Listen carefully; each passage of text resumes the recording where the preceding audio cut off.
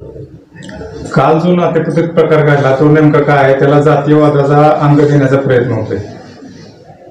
नाही, गेली महिनाभर या विधानसभा निवडणुकीची प्रक्रिया सुरू आहे आणि या प्रक्रियेच्या निमित्तानं आरोप प्रत्यारोप होत राहतात, करत राहतील. विकास कामं सांगणं, आमदार म्हणून 5 वर्षामध्ये काय केलं असा विषय असताना त्या ठिकाणी त्यांनी मराठा, धनगर, त्याच्या अगोदर वेळापूरमध्ये हिंदू, मुस्लिम, या ठिकाणी हिरवे साप, म्हणजे तो प्रत्येक वेळेला जातीय रंग देण्याचा प्रयत्न करतोय. आणि इथं काय ध्रुवीकरण घडतंय का? वेगळं काय आपल्याला घडवता येतंय का? एखादी दंगल वगैरे करता येते का? हा जो आरोप आहे मुख्य, तो भीमा कोरेगाव दंगलीमधला, म्हणजे ती दंगल घडवण्यासाठी हा मुख्य 1 नंबरचा आरोप आहे. म्हणजे मिलिंद एकबोटे 2 नंबरचा, भिडे गुरुजी 3 नंबरचा आहे आणि हा राम सातपुते 1 नंबरचा आरोपी आहे. जे काल नातेपुतेमध्ये झालं, काय झालेलं नाही, एकमेकाला गाडी आडवी मारण्यामध्ये झालं. त्याचा विषय त्याला सोडून ज्यानं 5 वर्ष ह्या प्रेम देवकते हा त्याच्या गाडीमध्येच होता, त्यानं परवा प्रवेश इकडं केला. त्यानंतरचा त्यानं हा विषय स्टंटबाजी केलेली आहे. त्या ठिकाणी जो ढमा मगर आहे तो काय आहे किंवा त्याचं काय आहे, किंवा तो त्या ठिकाणी अशा पद्धतीचं करू शकतो का? एकामेकाला काय धराधरी झाली असेल समजा, किंवा काय शिवीगाळ झाली असेल, पण या तालुक्यामध्ये ती संस्कृती नाही. मी ज्या वेळापूर गावामध्ये इथं राहतो, हे गाव मराठा समाजाचं आहे. लहानपणापासून मला बघताय, मला या ठिकाणी सगळी मराठा समाजाची गावं आहेत, त्या ठिकाणी जिल्हा परिषदला निवडून दिलं. आम्ही कधीही अशा पद्धतीचं वातावरण किंवा राजकारणासाठी जातीला वापरलं नाही, धर्माला कधी वापरलं नाही. सगळ्या धर्माची, सगळ्या जातीची लोक ही कायमस्वरूपी आमच्याबरोबर राहतात आणि अशा पद्धतीनं मुस्लिमांना टार्गेट करणं, दलितांना, म्हणजे बौद्ध, विशेष करून बौद्धांना तो स्तंभ भीमा कोरेगावचा पाडण्यासाठी यानं भूमिका घेणं, अशा पद्धतीचं राजकारण या तालुक्यामध्ये चालत नाही. धनगर समाज आणि मराठा समाजातील नेत्याला धनगर समाजाच्या कार्यकर्त्यांनी मारलं असा त्यांचा आरोप आहे उघड. त्याविषयी काय सांगाल? आणि आज सकाळपासून तसे स्टेटस पण फिरत आहेत. नाही, त्याला हेच घडवायचं आहे. त्याच्यामध्ये त्याला कुणीही मारामारी करणारे असतील ते दोघंही त्याचेच कार्यकर्ते आहेत आजपर्यंत. आणि त्यानं प्रवेश केला की तो गुंड झाला आणि त्याच्याकडे असला की त्याच्याकडे ह्या तालुक्यामध्ये त्यानं काय केलं, मोहिते पाटलालाही सोडून आणि जानकरलाही सोडून अशा पद्धतीची टार्गेट मुलं त्यानं ह्या तालुक्यामध्ये 2000 गुंड घडवले, जे तडीपार आहेत, जे वेगवेगळ्या गुन्ह्यामध्ये आहेत, मोक्यामध्ये आहेत. ही सगळी मंडळी त्याच्याबरोबर आज कोण आहे ती बघा. आता त्याच्याकडं दुसरा माणूसच चांगला नाही आणि मग ह्यांच्यामध्ये वार युद्ध होणं, अशा पद्धतीची त्या ठिकाणी भूमिका आहे. किंवा या तालुक्यामध्ये अशा पद्धतीनं कधी, म्हणजे मी 33 वर्ष राजकारणामध्ये आहे, धनगर असेल, मराठा असेल, ओबीसी असेल किंवा दलित असेल, हे कायमस्वरूपी मला सख्या भावाप्रमाणे आहेत. आणि ह्याच्याविषयी मराठा समाजानं भूमिका मांडण्यापेक्षा मी मराठा समाजाच्या गावातला मीच भूमिका मांडतो ना. इथं माझ्या गावामध्ये मी कधी, मला ह्या गावानं कायम डोक्यावर घेतलं आणि अशा पद्धतीचं वागणं किंवा इलेक्शनसाठी तुम्ही स्टंट करणं. कालच्या सभेमध्ये 50 लाख रुपयाची मला मारण्यासाठी सुपारी दिली होती आणि मी त्यामुळं फरार होतो. राज्याचा गृहमंत्री खिशात आहे ह्या राम सातपुतेच्या, आणि जर ह्याला कोणी सुपारी दिली असती, पण तुम्हाला एक सांगतो, मी कधीही म्हणजे सुपारी देण्याचा ह्याचा मारायचं उघड मारे त्याला काय, आणि नागडा करून मारायचाच झाला तर आमच्या तालुक्यातनं जाताना, आणि तो त्याच अवस्थेत जाणार, त्याच्यामध्ये काय बदल होणार नाही. पण अशा पद्धतीची वक्तव्य करणं, रडणं, हे करणं, तो काम केलं असतं, तो प्रामाणिक राहिला असता.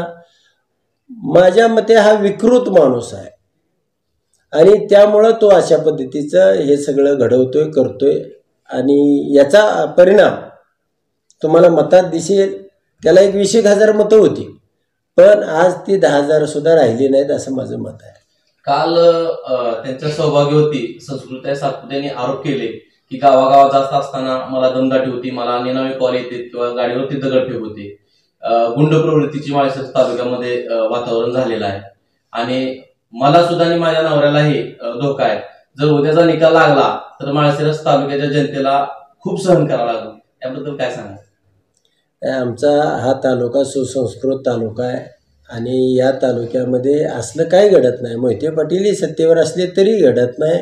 आणि मी पंचायत समितीला सत्तेमध्ये होतो, ग्रामपंचायत 20 वर्ष ताब्यामध्ये. आमच्या इकडं या पद्धतीनं मताच्या ड्रायव्हर्शनसाठी किंवा तात्पुरत्या ह्याच्यासाठी अशा पद्धतीचं काहीही घडत नाही आणि घडू देत नाही. राहिला विषय की नातेपुते पोलीस स्टेशनला जो त्यानं PI आणलेला आहे परजणे, तो काय त्याचा कार्यकर्ता पाठवल्यानंतर गुन्हा नोंदवून घेत नाही असं नाही, कोणाचाही घेतात. त्याला एखादा गुन्हाच नोंदवून घेतला नसता किंवा ह्याच्या बायकोवर गाडीवर दगडफेक झाली असती तर तो गृहमंत्री इथं मिलिटरी घातली असती, म्हणजे पोलिस बी नाही मिलिटरी आणली असती, कारण ते केंद्र त्यांच्या ताब्यात आहे.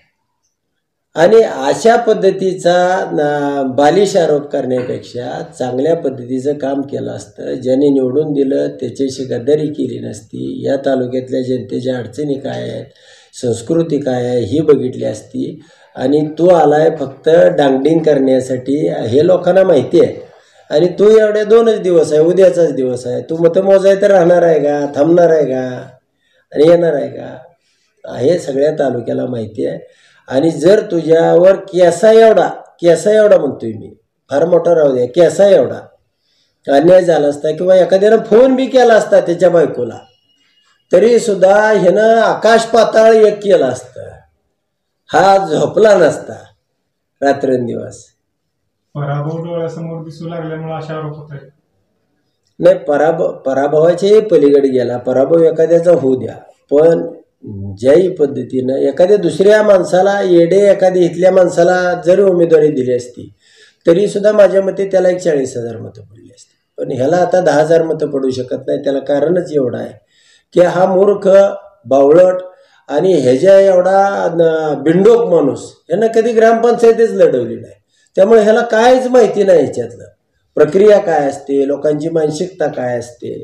आणि ह्या तालुक्यामध्ये धनगर काय आज आला नाही, मराठा काय आज आला नाही, तो पूर्वापार आहे, बांधाला बांध आहेत, शेताला शेत आहेत, घराला घर आहे. आणि आमच्या तालुक्यामध्ये असलं काही घडत नाही, कधीच घडलं नाही आणि घडणार पण नाही. आणि हिंदू मुस्लिम सुद्धा घडणार नाही. सोलापूर लोकसभेच्या निवडणुकीत राम सातपुते उमेदवार होते. तिथं सुद्धा शेवटच्या टप्प्यामध्ये ही निवडणूक हिंदू मुस्लिम असा करण्याचा प्रयत्न राम सातपुतेकडून करण्यात आला होता. तर सोलापूरच्या जनतेने त्यांना त्यांची जागा दाखवली होती. आता इथल्या माळशिरसकरांना तुम्ही काय आवाहन करणार? इथली निवडणूक सुद्धा जातीपातीवर चालली. नाही, नक्कीच हा तालुका काय इतका हे नाही, पण काही लोक त्यांच्याकडं मराठा समाजाचे काही 4 रुपये देऊन तो हे केलेले आहेत. पण मराठा समाजातलंही मी सांगतो, जर समजा उद्या 1 लाख मतदान पोल झालं तर त्यातली 200 मतं सुद्धा जाणार नाही. 10-20 कार्यकर्ते त्यांच्याकडे आहेत, नाही असं नाही. पण हेच 20 कार्यकर्ते असं भासवतायत, असं तयार करतायत, पोस्ट टाकतायत, कारण त्याची पेईंग लोक आहेत ते. आणि कुठलेही म्हणजे कुणाकडेही तशा पद्धतीची लोक असतात. पण अशा करण्यामुळं काही ह्या तालुक्यामध्ये काय घडणार नाही. हा तालुका विकासाच्या पाठीमागे जाणार. भविष्य लोकांना माहिती आहे. उत्तमराव जानकर हा संघर्ष योद्धा म्हणजे अन्यायाच्या विरोधात करतो.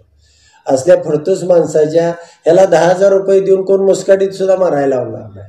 पण याला तालुक्यातनं जाताना कपडे काढून जाईल एवढं मात्र नक्की सांगतो. कालच्या सभेतून संस्कृती सातपुत्यांनी राम सातपुत्यांना एक भावनिक साथ आली. ते रडले, पण दोघं पण रडले. काय ते त्या रडण्यावर माळशिरस तालुक्याचा मतदार भुलून जाईल का? नाही, तुम्ही या ठिकाणी रडला काय, डोकं एखाद्या भिंतीवर फोडून घेतलं काय आणि अजून काय केलं काय, भावनेवर या तालुक्यामध्ये राजकारण होत नाही. तुमच्या कामावर, व्यक्तिमत्वावर, तुमच्या वैचारिकतेवरती आणि तुमच्या लोकांच्या भविष्यावरती राजकारण होतं. राजकारण कुणी मी रडलो म्हणजे माझ्या मागे जग येतंय असं होत नाही त्याला. आणि रडण्यानं किंवा हे करण्यानं ही तुमची विकलांग प्रवृत्ती आहे. तुम्ही अंतरंगामध्ये किंवा मनामध्ये तुम्ही कमजोर आहे, तुमच्यामध्ये ती ताकद नाही, तुम्हाला एखाद्या ग्रामपंचायतीचं सदस्य व्हायला पाहिजे होतं, ती मोहिते पाटलांनी अचानक आमदार केलं आणि त्यामुळं हा सगळा त्याच्या आयुष्याचा खेळखंडोबा झाला. एखाद्या माणसाला म्हणजे चुकीच्या ठिकाणी बसवलं तर जो बसवतो त्याच्यापेक्षा जो बसलाय तो उद्ध्वस्त झाला आणि त्याचं जीवनच उद्ध्वस्त झालं. त्यातनं आलेली ती उद्विग्नता आहे. मनोज जरांगे पाटलांनी एक लोकसभेच्या वेळेस जे झालं तेच या वेळेस पण करा असं सांगितलंय. पण काल सकल मराठा समाजाची बैठक झाली, त्याच्यामध्ये लक्ष्मण हाकेंनी ज्यांना पाठिंबा दिला त्या उमेदवाराला मत देऊ नका असं एक नरेटिव्ह सेट केला जातोय. काय नाही, लक्ष्मण असं हाके असो किंवा मनोज जरांगे पाटील असो, यांच्या भूमिका ठरलेल्या आहेत, यांची इथिक्स ठरलेले आहेत, यांच्या म्हणजे काय समाजामध्ये आपापलं हे करण्याचं ठरलेलं आहे.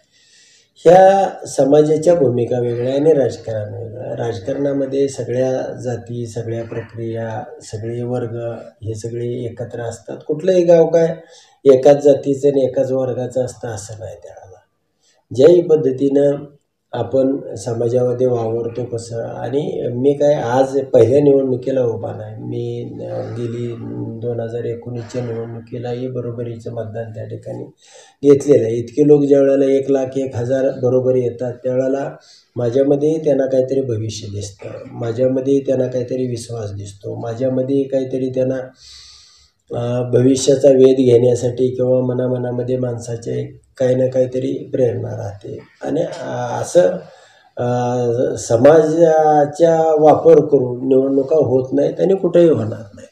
शेवटचा प्रश्न, कालच्या जरांगे पाटलांचं स्टेटमेंट, कालचे प्रकरण यामुळं बाळदादांनी जे लीड सांगितले त्यामध्ये वाढ होईल का कमी होईल?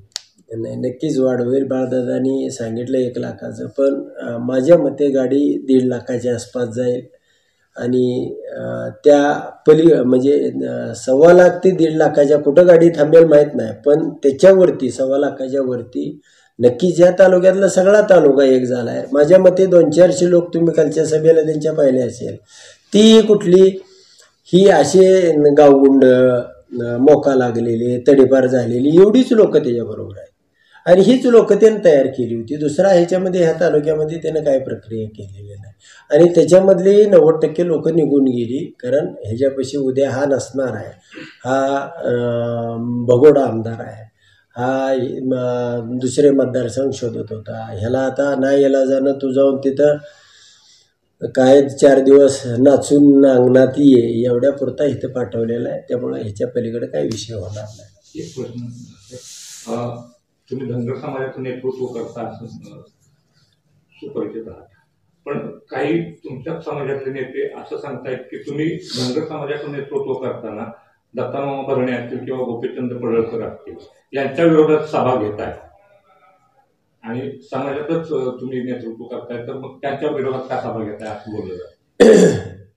नाही, समाजाचं नेतृत्व हे समाजाच्या हितासाठी असतं आणि वेगवेगळे राजकीय पक्ष, मी ज्या पक्षामध्ये त्या पक्षाची भूमिका मांडणं, त्या ठिकाणी जाणं, ज्या पक्षानं धनगर समाज असो किंवा इतर समाज असो सगळ्या समाजासाठी काय केलं आहे ह्याची भूमिका त्या ठिकाणी मांडणं गरजेचं असतं.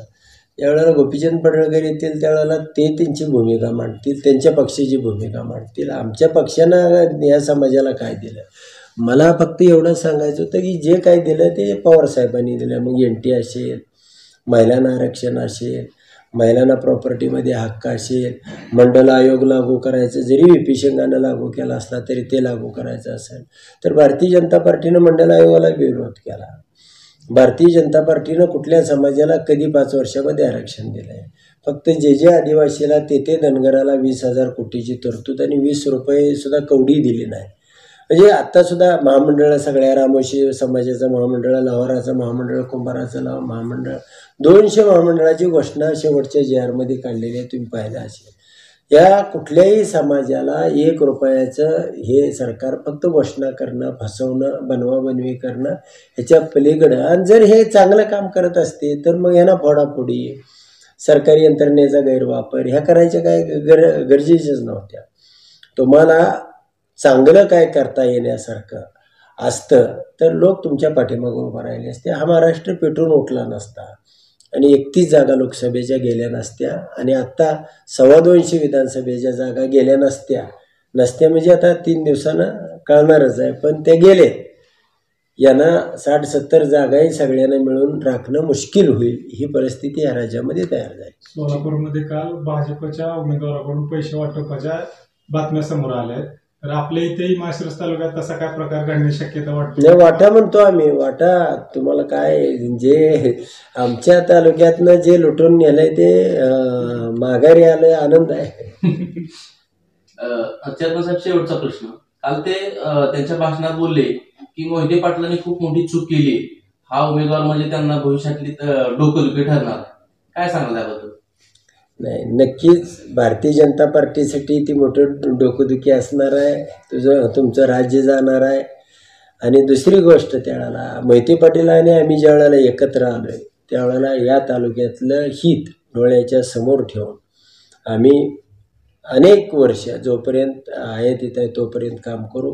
आमच्यामध्ये काही पाठीमागं पुढं सरण्याचा विषय आला तरी आम्ही 100 वेळा पाठीमागं पुढं सरू आणि निश्चितपणानं येणाऱ्या किमान 5 वर्षामध्ये तरी सांगतो एक टिकलीचा सुद्धा आवाज येणार नाही, इतक्या चांगल्या पद्धतीचं काम म्हणजे संघर्षाचं मोहिते पाटलाने आमच्यामध्ये जी ताकद आहे सगळी ती एनर्जी या लोकांच्या भल्यासाठी, तालुक्याच्या विकासासाठी, तालुका पुढं नेण्यासाठी त्याचा मोहिते पाटील खासदार असतील किंवा मी आमदार असेल त्या ठिकाणी वापर करू.